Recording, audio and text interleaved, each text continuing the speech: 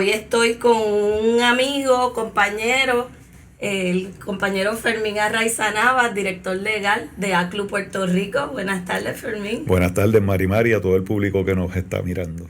Los últimos arrestos que vimos fueron varios en La Palguera. La gente en La Palguera estaba destruyendo ahí como una construcción ilegal sobre otra construcción que ya de por sí también tiene problemas serios. Además, se trata de la casa de la suegra de la comisionada residente Jennifer González, que también es una persona de poder, y vimos cómo hubo una movilización exagerada de policía, ¿verdad?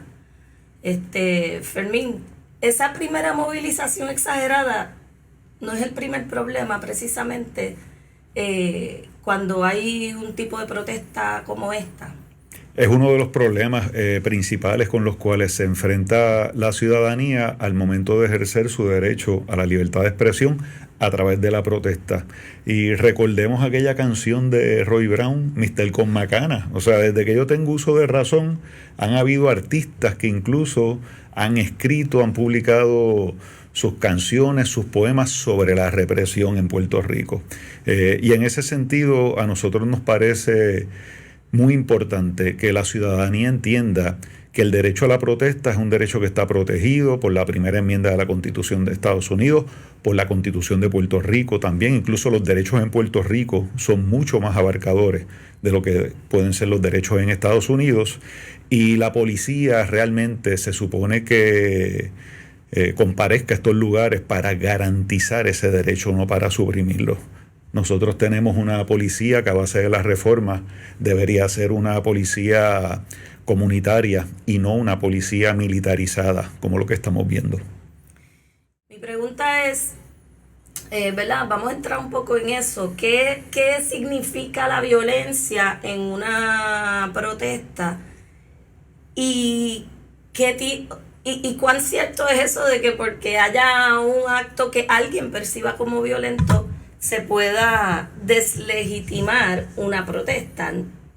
Hay actos dentro de esos actos que he mencionado que están protegidos también por el derecho de expresión, ¿o no es así? Definitivamente. De hecho, todo tipo de protesta, independientemente de los mecanismos que se utilicen, son protestas legítimas. Pueden haber protestas que inciden en la desobediencia civil. La desobediencia civil no es otra cosa que la intención de la persona que protesta de violentar un régimen legal establecido, porque es un régimen legal injusto, que no responde a las realidades ni a las necesidades de nuestra sociedad. Y en ese sentido, las personas se ven en la obligación de violar esa ley, provocar un arresto para dramatizar la inconsistencia del orden jurídico con lo que necesita nuestra sociedad o nuestro orden social. Y en ese sentido, el arresto, por ejemplo, se da precisamente porque el manifestante quiere que lo arresten, porque quieren cambiar el sistema legal a un sistema que responda mejor a nuestras necesidades como pueblo. Por lo tanto, no podemos hablar de que una protesta, porque exista un acto de violencia o porque hay un altercado, se convierte en un acto ilegal o ilegítimo. La protesta siempre va a estar protegida, siempre está protegida por nuestra Constitución. Es el deber del Colegio de Abogados de Puerto Rico respaldar y proveer representación legal y asesoramiento a toda persona que decide ejercer este derecho. Y ponemos como, por ejemplo, el caso de Vieques. O sea, durante las protestas en Vieques, que duraron casi 4 años en este último ciclo, ¿verdad?, de protestas del 99 al 2003, hubo muchísimos arrestos. Hubo más de 1,000 personas que tuvieron que ir a la cárcel para tratar de terminar con un régimen inmoral, y que era altamente injusto contra el pueblo de Vieques y contra todo el pueblo de Puerto Rico. O sea, ese es el mejor ejemplo que podemos dar, y en aquel entonces el Colegio de Abogados llevó a cabo radiomaratones para hacer colectas de dinero, para ayudar en la defensa de los desobedientes civiles, pagar las fianzas, pagar los gastos de las representaciones legales, pagar gastos de apelación al tribunal en Boston. Y en ese sentido, a mí me parece que el Colegio de Abogados hoy en día debería mirar hacia atrás, hacia su historia, y aprender de lo que han sido otros presidentes del Colegio de Abogados que han estado solidarios con las luchas de nuestro pueblo. De la perspectiva del derecho, ¿qué peso tiene la propiedad privada cuando se está uno manifestando y ejerciendo un derecho fundamental como el derecho a la protesta? Sí, mira, Mari, yo coincido contigo, pero debemos distinguir entre lo que es el derecho a la propiedad privada y violar ese derecho a cuando una persona está reclamando un derecho de propiedad privada sobre un lugar en el cual no puede hacerlo. Aquí no hay derecho de propiedad privada alguno. Estas propiedades han sido edificadas sobre bienes de dominio público. Cuando hablamos de la zona marítimo terrestre, hablamos de zonas de mangles, de humedales. Todos esos terrenos son terrenos protegidos, tanto por leyes federales como por leyes estatales. Hay un sinnúmero de reglamentos y de penalidades para quienes infrinjan, ¿verdad?, esas leyes y esos reglamentos.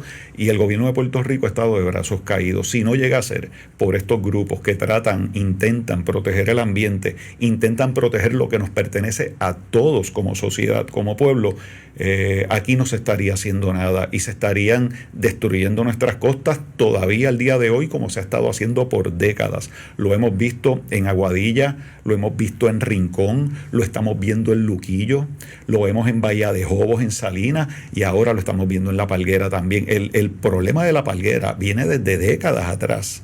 Y el problema por el cual no se ha detenido este problema de la destrucción y de la ocupación ilegal de la zona marítimo terrestre es porque hay personas con mucho poder, con propiedades allí, o con familiares con propiedades allí. Hay jueces, exjueces, funcionarios gubernamentales, contratistas del gobierno.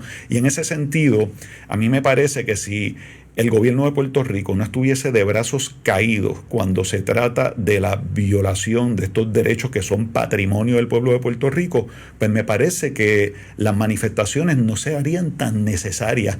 Pero en el Puerto Rico de hoy, esas protestas, esas manifestaciones son imperativas para que nosotros podamos proteger nuestro país. Esta es la isla de la impunidad. No solamente en términos, ¿verdad?, de los departamentos, las agencias encargadas de hacer valer estos reglamentos, de proteger nuestros recursos, nuestras costas, nuestros derechos a las playas, que eso en este país también es un derecho. Las playas son públicas, las playas son del pueblo, y para poder ejercer un derecho, pues tienen que haber unas condiciones de acceso a esas playas, ¿verdad? Y eso en Rincón, en Aguadilla también ha ocurrido. En las Picúas ellos están reclamando ahí, los residentes, el derecho a la propiedad privada sobre unos portones que pusieron con su dinero, sí, pero lo pusieron para privar el accesos públicos a las playas. O sea, ponen estos portones con dinero privado sobre propiedad pública que nos pertenece a todos. A eso es que yo me refería con lo de propiedad privada, porque yo me imagino que a eso es que ellos se refieren, ¿verdad? Cuando hablan de propiedad privada, pues serán las tablas que compraron que se las podrán reponer, me imagino. Pero la construcción es ilegal. Pero fíjate que es toda una estrategia para disuadir. Tratan de utilizar esta estrategia para disuadir a las personas de que no vayan a este tipo de manifestación. Y entonces se provocan los arrestos. Y es todo una manera de meter miedo y tratar de convencer públicamente a la mayoría del pueblo a que no acuda masivamente a este tipo de iniciativas. Y todo esto se hace en violación de los derechos constitucionales, ¿verdad?, de los manifestantes y de la ciudadanía en general, que es parte del problema de la reforma de la policía. Tú vas a la policía de Puerto Rico, presentas una querella formal contra el policía, lo identificaste con su apellido, con su número de placa, y siéntate a esperar por la determinación. Y cuando vas a la determinación final de la investigación administrativa, están exonerando a la gente. Y entonces te dicen que tú puedes ir en un proceso apelativo ante la CIPA. Y la CIPA, yo no sé si al día de hoy...